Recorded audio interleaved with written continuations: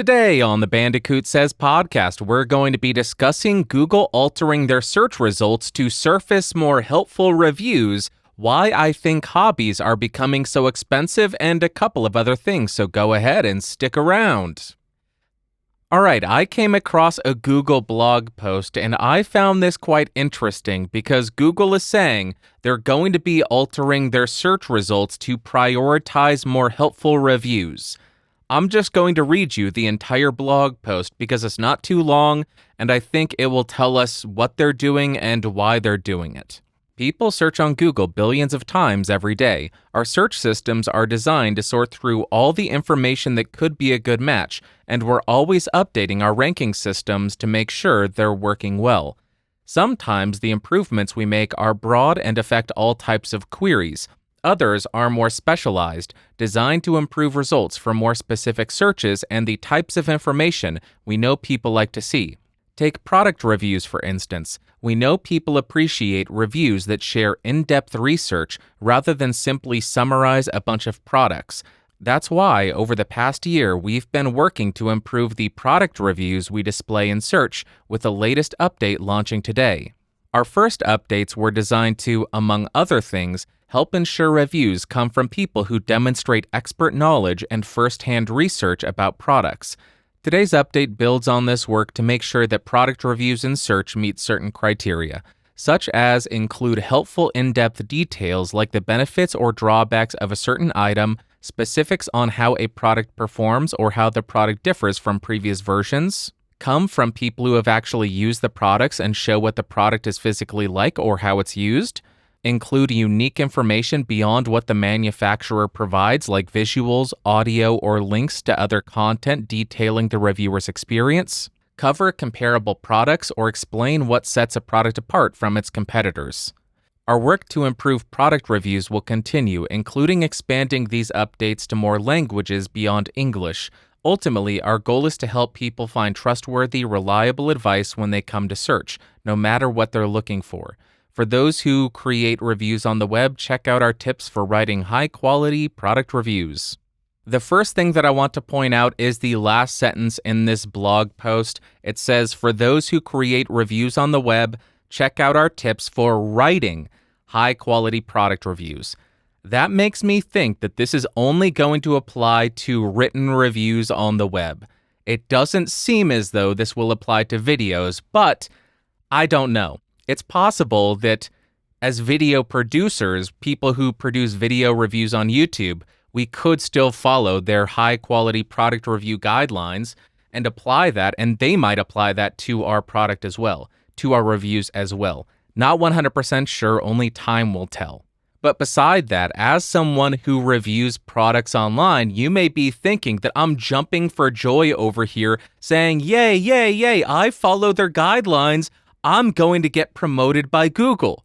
And on one hand, yeah, absolutely, I am thinking this is great. Maybe I will get additional promotion. Maybe I'll get additional traffic and impressions and all of that great stuff that every reviewer wants. Your reviews in front of people's eyes.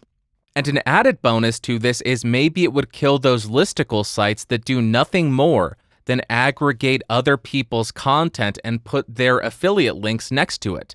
So people will say, okay, what are the top 10 microphones? I'm going to go on YouTube, find videos, and then post those on my own website and put my own affiliate links right next to it and do nothing more than grab the company specifications and put it there. There are a lot of sites that do just that. So maybe this will deprioritize those. That might be a good thing, but also this is a very dangerous road to go down, and this is why I am kind of on the fence about it, because I also find this deeply, deeply concerning for two reasons. First, this again shows that Google is able and willing to alter their search results. I don't know how they're doing it.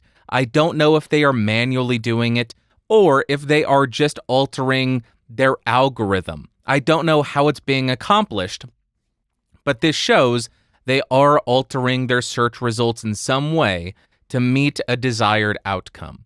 The second is, we have seen Google or YouTube or Alphabet many times in the past cave to external pressures. And the reason that's concerning to me is they are showing that they are able to manipulate results in some way, shape, or form, whether it's manually or whether it's through the algorithm. So how long until somebody starts criticizing Google, YouTube, or Alphabet, saying these platforms are allowing these independent reviewers who do not have journalistic integrity, they do not have compartmentalization, they are allowing them to thrive, they are promoting these unethical actors? I can absolutely see that happening. Just, I would say, give it a couple of years. Maybe we will see these established news outlets or established publications who have the funding, who have the staff, who have the ability to compartmentalize and have teams of lawyers to ensure they are following every new update to every new law. How long until they say, these YouTubers, these independent blogs are really eating into our traffic. What can we do about it? Let's pressure Google and YouTube to the point where advertisers pull out or they just agree to alter their search results to prioritize us over those independents. Or maybe this will automatically prioritize those established publications. I don't know. But that is why I am on the fence about it. I've been whining about these blogs that do nothing but steal people's content. I shouldn't say steal because it is available for them to embed. They misuse other people's content. I'll put it that way. They misuse other people's content by taking it, embedding it on their site, and then putting their own affiliate links next to it, i.e., earning money off of other people's work. So on that hand, I think this may limit the reach of that content. But on the other hand, it's opening up search results for reviews to be manipulated. And that's scary to me because who knows what direction this could go. It could so easily be abused. I'm going to say that we're going to have to wait and see. Let me know what you think about this. It could be good, could be absolutely abysmal for independent reviewers. I really don't think that they'll just kill every independent review out there.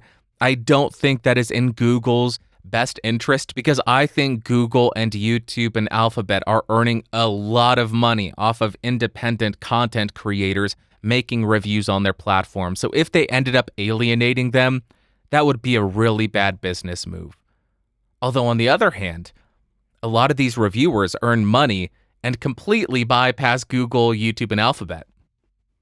Maybe it's payback time. And these large publications probably actually have ad budgets to pay Google.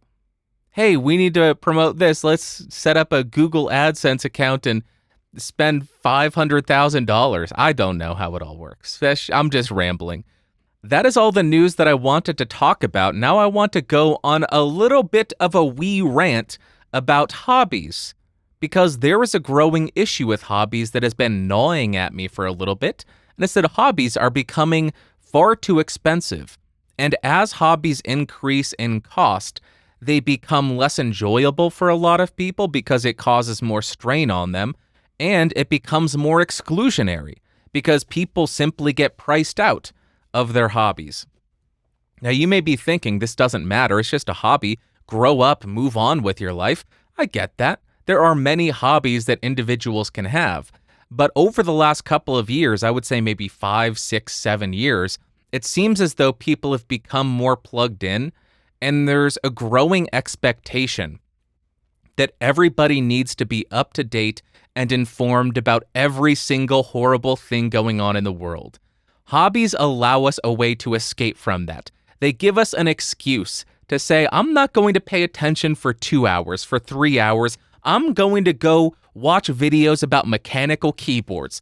I'm going to go watch videos talking about sneakers or watches or video game systems or whatever it may be. And that gives us that little bit of a recharge, that ability to unplug and just move on for a couple of hours, not be concerned with any of the garbage that's going on in the world. And I think people losing the ability to enjoy those hobbies, the things that they truly enjoy, is kind of a bummer because it is really important for people to have hobbies, have something that they can enjoy that's just unrelated to everything else in the world. So I figured what better way to address this than discuss doomy and gloomy reasons about why I think this is occurring, why hobbies are becoming so incredibly expensive, prohibitively expensive in some cases. And I'm not getting political at all. I'm just pointing out a bunch of issues that I see. You may view them as political. I'm not making any political statements about them.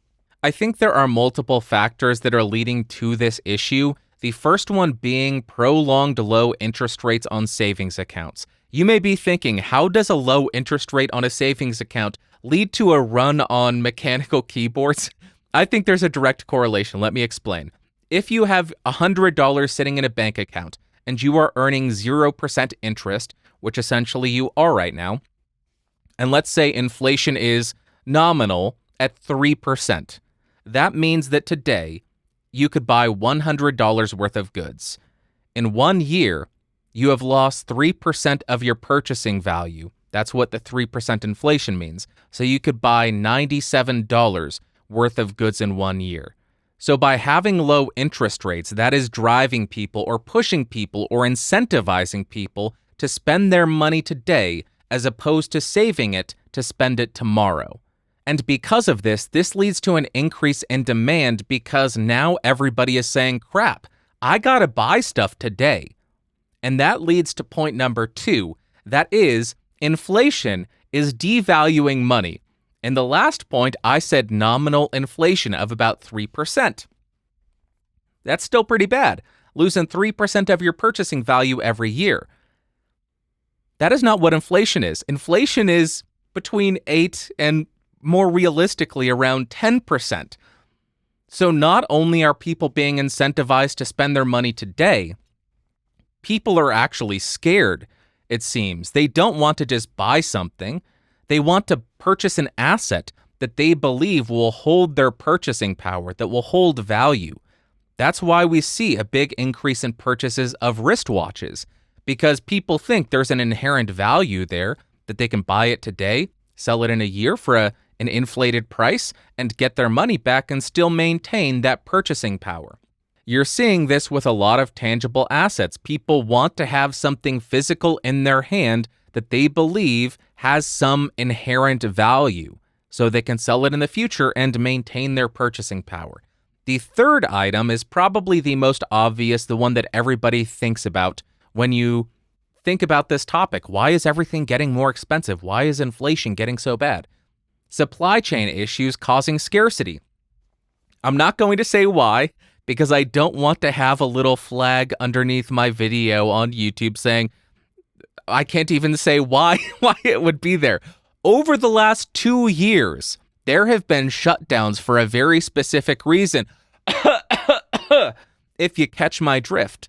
And because of these shutdowns, there has been a decrease in supply. Let's assume for a second that demand remained consistent. Demand remained consistent, the amount of items available decreased. That means there is no longer sufficient supply to meet demand. How is that corrected? Prices increase so that the supply-demand curve, is that what it's called? It's been years since I've done economics. Supply-demand curve intersect again. As prices increase, demand decreases. That's not what happened, though. Demand increased and supply decreased because you had people who need to get their money into something. They are desperate to spend their money on something because inflation is growing and their money is earning 0% in savings. And you throw on top of that stimulus checks. People are just saying, yeah, I gotta spend some money. So demand increases, supply decreases. You get an even bigger shift in prices. Fourth, this one really grinds my gears. Flippers are buying up stock. All of these other things really irritate me. They make me very, very angry. But this one is easier to target my anger because it's actual individuals doing this intentionally. They are going into stores, they are going onto websites, and they are directly impacting the enjoyment of these hobbies. If you don't know what a flipper is, if there is an item that is low in supply, if it's a limited edition, if it's anything, there are flippers that will go in, buy as many as they can, turn around and sell it online. And there are enough flippers here that they are able to actually impact the amount of supply that's available. You see this a lot with the consoles. There are entire Twitter accounts dedicated to helping people actually find a gaming console because it seems like there are bots out there that are designed by these flippers to go search for inventory and buy them up as soon as possible. Then they're able to go on eBay, sell it for 2x the price. They've just doubled their money very easily. I just saw this with a wristwatch. There was a release from Swatch. If you don't know what Swatch is, they are cheap Swiss-made course watches. They are not high-end items. There was a watch that came out, $260. They botched the release of it. So there were thousands of people outside the Swatch stores, and each of the stores only had about 100 watches. As I just said, $260. On certain websites, there are people actually bidding for those items upwards of $5,000. On one site, there are some listings for $11,000. $260 watch. Here's the problem with this. Not even limited edition. It's going to be in stock again in a couple of weeks. It's just stupid. That one's just stupid. But flippers are a big problem if there is a limited supply of an item. And it's easier to directly target your anger at them because they are a main contributing factor. They're artificially limiting supply. If you've seen The Office, there's a Christmas episode where Dwight goes and buys up all Princess Unicorn dolls in his entire city. He created an artificial limited supply. And he is now able to say, yeah, I'm not going to sell it to you for $20. I'm going to sell it to you for $500 because I have all the supply. You're desperate. Give me money, please. Monies, please. That's what these flippers are doing. So much more easy to hate. And 5, this is going to seem so out of left field. Low housing inventory. You're probably thinking, what is Bandrew doing? Is Bandrew drinking again? What's going on? Let me explain. Due to those prolonged low interest rates on savings accounts, you can also get very low interest rates on mortgages. And that has been the case since 2008, 2009. That leads to more people getting home loans and buying a home because you can get a 30-year mortgage, 3-4%. That's pretty darn low interest. So more people have been buying homes. And after the crisis in 2008, 2009, home builders weren't really rushing to build more homes because it seemed like there was a mass oversupply of homes available. So what are we at now? There wasn't enough supply of homes. Interest rates were artificially low, so all the homes are being bought up. They have been bought up over the last 10 years, 10, 12 years. So now you have people coming of age who want to buy homes. They've been saving up money. They are not able to buy homes because there's not sufficient inventory, which leads to prices skyrocketing. So you have millennials, Gen Y, and Gen Z. Are those the correct generations?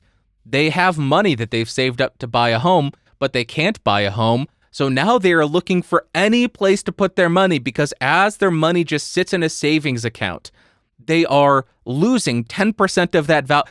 In 1 year, they can buy a home that's 10% worse. That's worth 10% less. So they are looking for anything. And I think that's why we see such a massive increase in demand in pretty much everything. All these hobbies, mechanical keyboards, sneakers, watches, gaming, they're looking for any way, anywhere to put their money that will allow them to not lose everything. Because inflation, 8, 10, 12% probably, 0% interest, you're losing a lot of money every single year. And as you've been saving up to buy a home, I think that's what's all contributing. I don't know if I'm correct. I was just trying to make sense of all of this. And it's how I see the entire situation. It's a multitude of factors all playing into one another as I punch my microphone because I'm so gosh darn angry. That's how I see it all playing out. And in the grand scheme of things, I understand hobbies aren't the most important thing. I think they are extremely beneficial for people. I am very happy that audio gear, knock on wood, has not gone this road because it seems like audio companies realize that having sufficient supply is a good thing. There has been a run on audio gear, and they could have easily gone the route of saying, oh, let's just go ahead and increase prices and limit supply. No, if you looked at Shure, they just printed as many SM7Bs as they could. They just said, what? Demand is what? Yeah, let's meet it. And I am glad they went that route. So I hope that all of this gets cleared up. I don't know if it's going to. I doubt it will be any kind of quick turnaround, but it would be wonderful if Darren could buy all the Taylor Swift vinyls that he wanted, that everybody could buy all the mechanical keyboards and sneakers and gaming systems and watches that they want at reasonable prices. And if you are in one of these hobbies that's been become extortionate to be a part of, just be patient. With that $260 watch that's being sold for $11,000, why spend that much? I'll wait 2 weeks. I'll wait 2 weeks for it to sell on their website, and then I'll buy it for $260 instead of spending $11,000 or bidding $5,000, $6,000. And I also want to point out, the people who are flipping them, I kind of get it. The people who are spending their money, I don't really get it. It's their money. They're the ones who are wasting it. These flippers would not be able to do this if there weren't a bigger fool. I think that's the bigger fool theory. If there wasn't that bigger fool willing to spend $5,000 on a $200 watch, it just wouldn't happen. Yet there are people willing to do that. I don't know if that was interesting or worth talking about. It's just something that's been rattling around in my brain, and I wanted to talk about it. There you go. Let's talk about what you had to say. The first comment comes from Heather. She says, I've been working from home for over 10 years at this point, but still felt the impact of being restricted by the lockdowns. It's been great hearing people share their reconnection to nature experiences, and for me, coping included creative projects, journaling, reading, and reconnecting with things like old mixtapes and listening to them on my old Walkman. Heather, thank you very much for the comment. If you don't know, Heather runs Sunshine and Power Cuts, part of the Geeks Rising podcast network. Go check out geeksrising.com. These all seem like great ways to deal with the last 2 years. I especially like that last one, old mixtapes on a Walkman. I don't know what it is. Maybe somebody can explain it to me. I think I've talked about this in the past. This nostalgia that a lot of us are feeling for simpler times. I think that's really what it is. The last couple of years have been so confusing and bizarre and insane. Just this desire to live in a simpler time, pre-internet, little cassette deck with some mixtapes. That seems like a sweet way to live. Sweet way to live. Nobody expected you to know everything about every country in the world. Oh, did you hear this one terrible thing happening in this? No, I didn't. I'm 12. I'm listening to a cassette tape of Green Day's Dookie. Why would I know what's going on over there? I love it. I love it. Yeah, and I think it's good that people are reconnecting with nature. And I've kind of I can't say I'm reconnecting with nature because I go for a walk every day, but I walk through shopping centers and around a bunch of... Never mind. It's crackheads and human feces. That's what I'm walking around when I go for my walk. So I can't really say reconnecting with nature, but you get the point. Next, we have a comment from Kevin Basic Filmmaker. He says, didn't speak into the mic properly. Man, glad I've never done that. LOL. At least you didn't do what I did and speak into the wrong side. Kevin, the man, the myth, the legend, how dare you assume that I have not done the same thing speaking into the wrong side of the microphone? Now I am going to review the Warm Audio WA-47. Let me go ahead. Jeez, it's stuck. Let me just go ahead and rotate that around. Sorry for the handling noise. Anyway, Kevin is an amazing YouTuber. Go check out his YouTube channel, Kevin Basic Filmmaker. Glad to see you. You trolling around the comments, leaving amazing stuff like this. He did a review of it was like a Mayono USB mic, and he reviewed it talking into the wrong side of the microphone. So funny. I gave him so much heck for that. Kevin, glad to see you around, man. Keep it coming, and I can't wait to see some videos from you whenever you're ready. All right, next we have a comment from EDC Level. They say, I share your motivation and philosophy towards watch collecting, and you captured them perfectly. In the age of excessive technology immersion, there's just something incredibly satisfying about wearing a tiny, complex, beautifully handcrafted mechanical device on your wrist that keeps impeccable time. EDC Level, thank you very much for the comment, and I'm going to go ahead and give myself a pat on the back and pretend that's from you. Thank you very much. Burp, baby, burp. Ew, why did I say that? I didn't like that. That just came out. Ew. Am I going to keep that in or am I going to edit that out? I have no idea. That was really weird. But thank you very much for the comment, EDC Level. I really should think before I speak, shouldn't I? Especially when I'm recording, because that just came across really weird. And I'm sure there's one person who's like, yeah, say that some more. I will not do that. No matter how much you pay me or how much you request it. Thank you very much for the comment, EDC Level. I think that's exactly it. It's something grounding about it, something enjoyable about it. It's a non-connected device, and that is amazing to me because everything is connected. You have water bottles that have Bluetooth in them now. Bluetooth water bottles. Having one thing in your life that isn't Bluetooth, that doesn't collect data on something about you is just beautiful and amazing, and we should celebrate them all. Because do we really need another Bluetooth device? Why are there Bluetooth water bottles? Probably to tell you, hey, hydrate some more. You know how I know to hydrate? Because I'm thirsty. That's how I know to hydrate. Drink a couple of these every single day. Problem solved. I didn't need Bluetooth to tell me. I'm a technophobe. Technophobic? No, that's not what it is. Technotronic? I don't know. I am becoming I'm not anti-technology, but it just all scares me and seems so invasive, and I want to avoid most of it. Thank you very much, EDC Level. I just went on a complete tangent. Last comment comes from the Crazy Wabbit. They say, YouTube released on Friday the CCG Conspiracy Corner grant for creators that spent their time during lockdown. For every episode that you did in that corner, you are eligible for a $1 billion grant. The Crazy Wabbit, I wish this was true. I don't think I did many conspiracy corners, but if I did one, hey, I'll take $1 billion. That would be amazing if YouTube actually did that. Hey, podcaster who did conspiracies, here's $1 billion. I would not argue with that. I would not argue with that at all. Will never happen, though.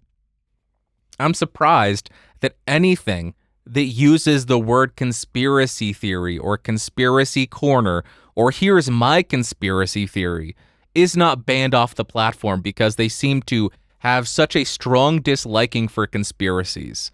There's a lot of pushback against conspiracies because people have used conspiracy theories as justification to be crazy people. Conspiracies can be fun. Hey, I just thought of Clerks 2. Hey, what's his name? Hey, Kelly can be a guy's name too.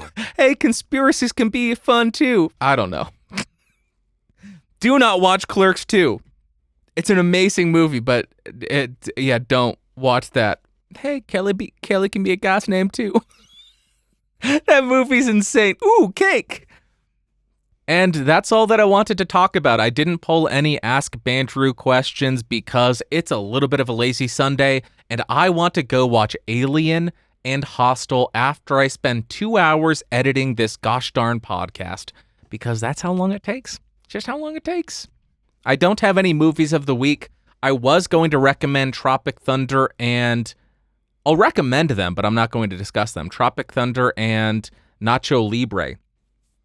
Both very fun comedy movies. Tropic Thunder, not politically correct at all. Robert Downey Jr. wears blackface in 2008. Don't know how he's still working, but it's hilarious. Hilarious movie, Nacho Libre. Wonderful Jack Black film. Worth a watch. That's it. I have 10 seconds left. Thank you so much for watching. I hope you have an amazing Sunday, Monday, Tuesday, Wednesday, Thursday, Friday, Saturday. Next Sunday, we'll talk at you. I love you. You're the best. That's all I've got. Bye-bye.